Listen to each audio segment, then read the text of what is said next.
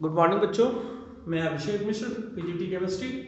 आज 11th class के लिए आईयूपीएससी नेम का अगला टॉपिक लेकर आज हम डिस्कशन करेंगे कि ऑर्गेनिक केमिस्ट्री के एरोमेटिक हाइड्रोकार्बन में यानी बेंजीन और उसके डेरिवेटिव्स में आईयूपीएससी नेम कैसे लिखते हैं और उसका क्या तरीका है, ये हम आपसे बात करेंगे।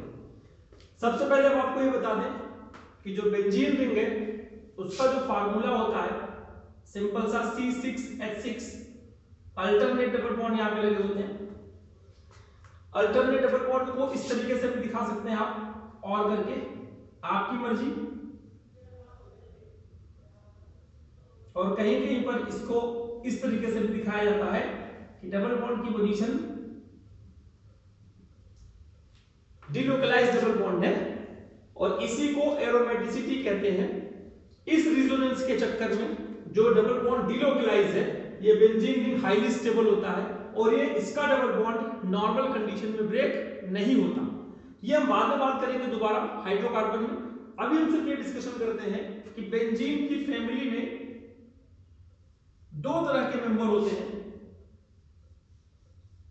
नाम देखिएगा, this one is chlorobenzene, methyl benzene जिसे हम टोलुइन भी कहते हैं,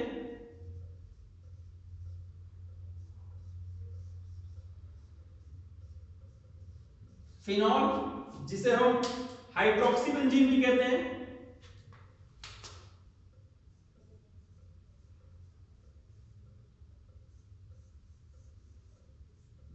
देन मिथॉक्सी बेंजीन जिसे हम एनिसॉल कहते हैं,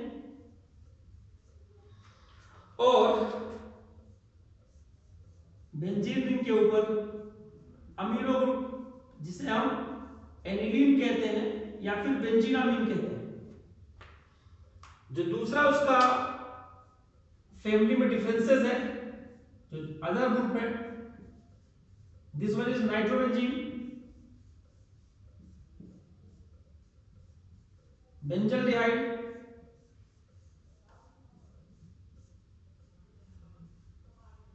बेंजोइक एसिड। आपको इन दोनों में डिफरेंस समझना है कि दोनों ग्रुप में क्या क्या डिफरेंसेस हैं। इन लोगों का नाम अलग अलग क्यों लिखा गया। SO3H इसे बोलते हैं बेंजीन सल्फोनिक एसिड। एक बार फिर से, chlorobenzene, toluene, phenol, anisole, aniline, nitrobenzene, benzaldehyde, benzoic acid, benzene sulphonic acid. अब एक और बात हम आपको बताते हैं, अगर इसे हम बोलते हैं मोनो सब्स्टिट्यूटेड बेंजीन, यानी बेंजीन रिंग पर किसी एक ग्रुप ने अटैक कर दिया। तो अगर हमारे पास मोनो सब्स्टिट्यूटेड बेंजीन है, सपोज कीजिए ये वो क्लोरोबेंजीन है और दूसरा ये क्लोरोबेंजीन है, तो पहले मैं आपको क्लियर कर दूं, अगर ये क्लोरोबेंजीन है तो ये नंबर 1 पोजीशन, 2 3 4 5 6, और अगर ये क्लोरोबेंजीन है तो नंबर 1 पोजीशन 2 3 4 5 और 6। अगर काउंटिंग अपोजिट साइड से करें 1 2 3 4 5 6, 1 2 3 4, उल्टा हो गया, 1 2 3 4 5 6।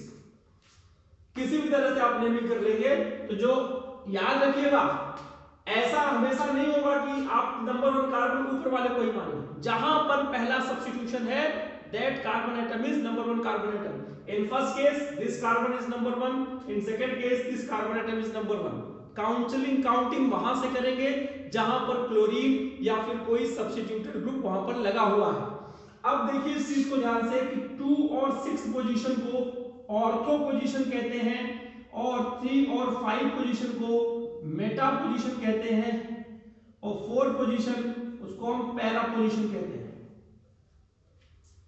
ऑर्थो, मेटा और पैरा उस केस में होते हैं जहां पर मोनो सब्स्टिट्यूशन हो चुका है। अगर कोई आपसे ये कहे कि इस बेंजीन में ऑर्थो पोजीशन बताओ, मेटा पोजीशन बताओ, पैरा पोजीशन बताओ, it is impossible to determine, to find out ortho, para and meta position in benzene ring. वो कब फाइंड आउट कर पाएंगे? जब एक बार सब्स्टिट्यूशन हो चुका हो। तो अब इनसे हम ये आपको समझाना चाहते हैं, ऑर्थो, मेटा और पैरा, यानी ऑर्थो को O से बोल सकते हैं, मेटा को M से बोल सकते हैं, पैरा को P से बोल सकते हैं। अगर कोई इसका रेशियो निकालना चाहे तो 2:2:1 बेंजीन रिंग में 2 पोजीशन ऑर्थो की होती है, 2 पोजीशन मेटा की होती है और पैरा की एक ही पोजीशन होती है, जो कि 4 है। अब बात बताएं आपको, जो ये पहले वाले ग्रुप हैं इनको ध्यान से देखिएगा, तो यहां पर लोन पेयर आपको मिल जाएंगे टॉल्यूइन को छोड़ के, और किसी भी फंक्शनल ग्रुप में डबल बॉन्ड नहीं है। याद करने की बात नहीं है, समझिए इस चीज को कि अगर बेंजीन रिंग के ऊपर कोई ग्रुप लगा हो और उस ग्रुप में डबल बॉन्ड ना हो तो वो group ortho and para directing होते हैं, ऑर्थो और पैरा डायरेक्टिंग होते हैं। यानी इस पर कोई भी मेहमान अटैक करेगा, क्लोरोबेंजीन पर कोई भी अटैक करेगा, या तो वो ऑर्थो पे जाएगा या तो वो पैरा पे जाएगा। फिनॉल पर कोई भी अटैक करेगा, या तो ऑर्थो पे जाएगा या पैरा पे जाएगा। इन सब ग्रुप में एक खास बात है कि ये फैसिलिटेट करते हैं, फैसिलिटी प्रोवाइड करते हैं ऑर्थो और पैरा पोजीशन पर कि कोई गेस्ट आए और उस पोजीशन पर रहे। होस्ट, ये सारे ग्रुप हैं। होस्ट डिसाइड करेगा कि गेस्ट कहां रहेंगे। होस्ट डिसाइड करेगा कि गेस्ट ड्राइंग रूम में बैठे या बालकनी में बैठे या आंगन में बैठे या बेडरूम में बैठे। ये गेस्ट डिसाइड नहीं करता, ये आप समझिए इस बात को। यहां पर मैं कह रहा हूं इन सभी ग्रुप में, ध्यान से देखिएगा, इन सभी ग्रुप में आप देखिएगा डबल बॉन्ड प्रेजेंट है। जैसे आप चेक कर लीजिए, N double bond O single bond O, C double bond O single bond H, C double bond O single bond OH, और ये SO3H डबल बॉन्ड O।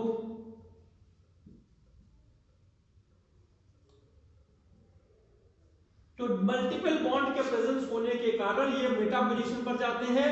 ये ऑर्थो पैरा डायरेक्टिंग क्यों है, ये मेटा डायरेक्टिंग क्यों है, उसके लिए रेजोनेंस बनाएंगे, वो हम आपको रेजोनेंस बना के एक्सप्लेन करेंगे, उसकी आप चिंता मत कीजिए। बट इन ग्रुपों पर अगर कोई अटैक करता है तो मेटा पोजीशन पे जाएगा, ये आपको समझना है।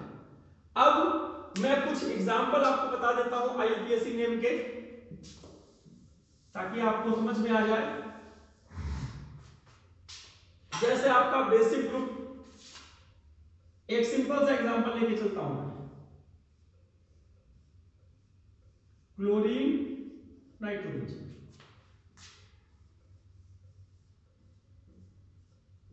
Chlorine nitrogen. अब यहां पर हमें डिसाइड करना है कि नंबर 1 कार्बन कौन होगा। मैं पहले लेफ्ट वाले की बात कर रहा हूं। अगर आपको ये फाइंड आउट करना हो कि काउंटिंग कहां से शुरू करेंगे, तो आपको ये समझना होगा कि पहले इस ग्रुप में पहले कौन सा आया होगा, इसमें से होस्ट कौन है और गेस्ट कौन है। तो लेट एन एग्जांपल, हम समझते हैं इसको इस तरीके से कि अगर यहां पर क्लोरीन आपका होस्ट होता और नाइट्रो का यहां पर अटैक हुआ होता, नाइट्रो ग्रुप का अटैक हुआ होता, तो अटैक कहां होता, सेकंड पोजीशन पर, 6th पोजीशन पर, 4th पोजीशन पर। क्यों? क्योंकि क्लोरोबेंजीन ऑर्थो और पैरा डायरेक्टिंग है, ये यहां पे अटैक करवा सकता है, यहां पे करवा सकता है, यहां पे करवा सकता है। और हमें पता है कि ये नाइट्रोबेंजीन पैरा पोजीशन पर लगा हुआ है, इसका मतलब ये नंबर 1 कार्बन सही है, number 2, number 3, number 4, number 5, number 6। अगर हम इसमें ये लेट कर दें, समझिए कि नाइट्रोबेंजीन यहां पर होस्ट है, तो प्लीज ये बात समझिए कि नाइट्रो इज मेटा डायरेक्टिंग। अगर क्लोरीन इस पर अटैक करेगा, या तो यहां अटैक करेगा या तो यहां अटैक करेगा, ऑर्थो पैरा पे बिल्कुल नहीं करेगा, जो इस केस में नहीं है। यानी इस केस में नाइट्रो को हम होस्ट नहीं मान सकते। उस केस में नाइट्रो को होस्ट मान सकते हैं, क्योंकि इस पर क्लोरीन का जो अटैक है 3rd पोजीशन पर हुआ है। 3rd पोजीशन यानी मेटा पोजीशन। हम यहां पर नंबर 1 नाइट्रो को मानते हैं। यही बात आपको समझनी है कि जब दो प्रीफिक्स में लड़ाई होती है, क्लोरो नाइट्रो कौन दबंग है, कि डिसाइड करना पड़ेगा कि होस्ट कौन है और गेस्ट कौन है। तो ये समझिए यहां पर अगर ये होस्ट है तो थर्ड पोजीशन पर अटैक हो रहा है मेटा पोजीशन पर, इसका मतलब ये मेटा डायरेक्टिंग है, यहां से मैच कर लीजिए। और वैसे भी डबल बॉन्ड है इस ग्रुप में, मेटा डायरेक्टिंग होगा। अगर मैं बात को जल्दी कह रहा हूं तो फिर से इस बात को समझिए, दोनों केस में अलग अलग आप कंफर्म करेंगे कि क्लोरीन नंबर 1 तब होगा जब अगला ग्रुप या तो ऑर्थो पे हो या तो पैरा पे हो। ये पैरा पे है इसलिए क्लोरीन नंबर 1 है। इस केस में क्लोरीन नंबर 1 इसलिए नहीं है कि ये नाइट्रो न तो ऑर्थो पे है न तो पैरा पे है, ये मेटा पे है। इसका मतलब मेटा वाला ग्रुप डोमिनेट करेगा, नाइट्रो नंबर 1 होगा। अब नेमिंग लिखते समय हम वापस अल्फाबेट वाले हिसाब में आ जाएंगे। आप डिसाइड करिए क्लोरो पहले आता है या नाइट्रो पहले आता है। तो आपको मिलेगा 1 chloro 4 nitro benzene. Same situation यहां पर 3 क्लोरो 1 नाइट्रो बेंजीन। पोजीशन देखकर हम नेमिंग नहीं करते, नेमिंग अल्फाबेट देखकर करते हैं कि क्लोरो का सी नाइट्रो के एन से पहले आता है। ये बात आपको समझनी है। आगे की बात कर ली इसी तरीके से,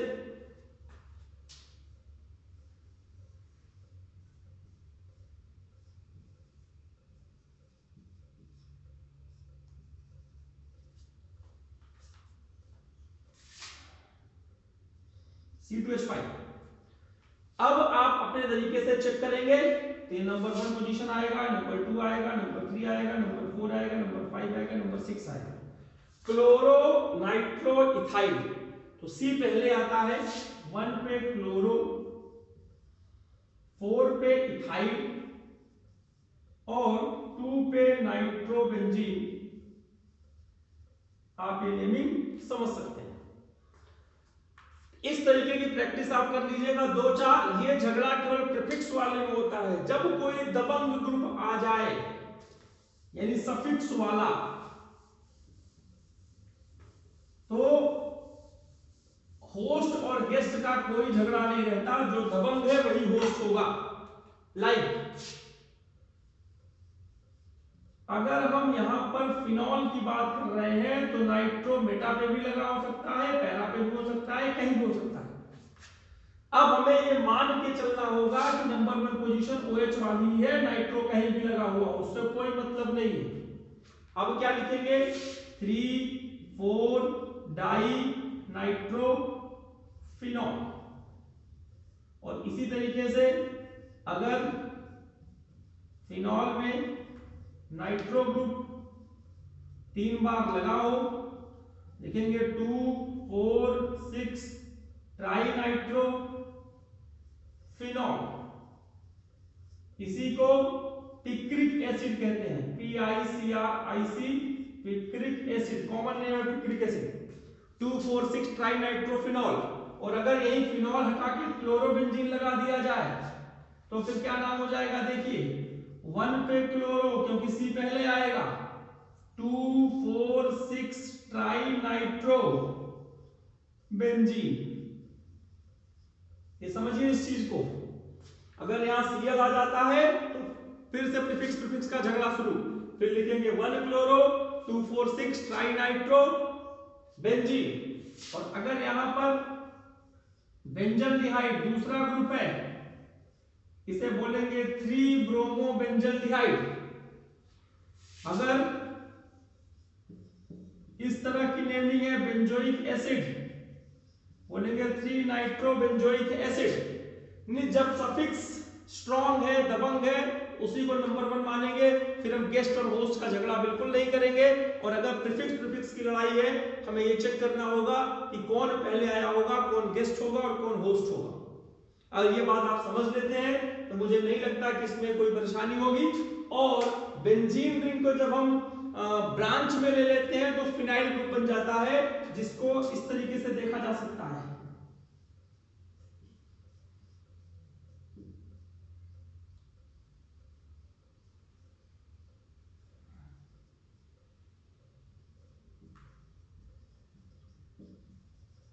इसकी नेमिंग देखिए, फिनॉल OH इधर से आ रहा है तो 1 2 3 4 5, 4 पे फिनाइल, 4 पे फिनाइल। अब पेंट 4 इन, पेंट 4 इन 1 पे ऑल, 4 पे फिनाइल, पेंट 4 इन 1 पे all, this is the IUPAC name of the compound. इस तरीके से आप आईयूपीएसी नेम की प्रैक्टिस कर सकते हैं। आप सबसे रिक्वेस्ट कि आप सब ज्यादा से ज्यादा आईयूपीएसी नेम की प्रैक्टिस करें। जैसे एक मैं आपको बता देता हूं, स्वास्तिक का ये चिन्ह होता है, साइन होता है, इसका भी आईयूपीएसी नेम है। आप चाहेंगे तो इसे लिख के दिखा सकते हैं। ये पहला कार्बन, दूसरा कार्बन, तीसरा कार्बन, चौथा कार्बन, पांचवा कार्बन, यानी ये पेंटेन हो गया और 3 पे इथाइल लगा है, 3 पे इथाइल लगा है। 3 di ethyl pentane is the IUPAC name of Swastik. तो इस तरीके से मैं चाहता हूं कि आप केमिस्ट्री को आसान बनाते रहें और अगली क्लास में आईयूपीएसी नेम से हम आगे बढ़ेंगे। हम देखेंगे कि आइसोमेरिज्म क्या होती है और कितने तरह की आइसोमेरिज्म में पढ़नी है, उसे हम कैसे समझ सकते हैं। तो आज की क्लास में बस इतना ही। उम्मीद है कि आपको ये आईयूपीएसी नेम का कॉन्सेप्ट समझ में आया होगा और जब रेजोनेंस का टॉपिक आएगा तो हम ये जरूर क्लियर करेंगे कि ये ग्रुप ऑर्थो पैरा डायरेक्टिंग क्यों है और ये मेटा डायरेक्टिंग क्यों है। तब तक के लिए आप इसको अपना होमवर्क मान के समझिए, फाइंड आउट करने की कोशिश कीजिए और लास्ट में मैं यही कहूंगा कि अपने आप को कोरोना से सुरक्षित रखिए। आपका स्वास्थ्य ज्यादा इंपॉर्टेंट है और इसी शुभकामना के साथ आज की क्लास यहीं खत्म करते हैं। धन्यवाद।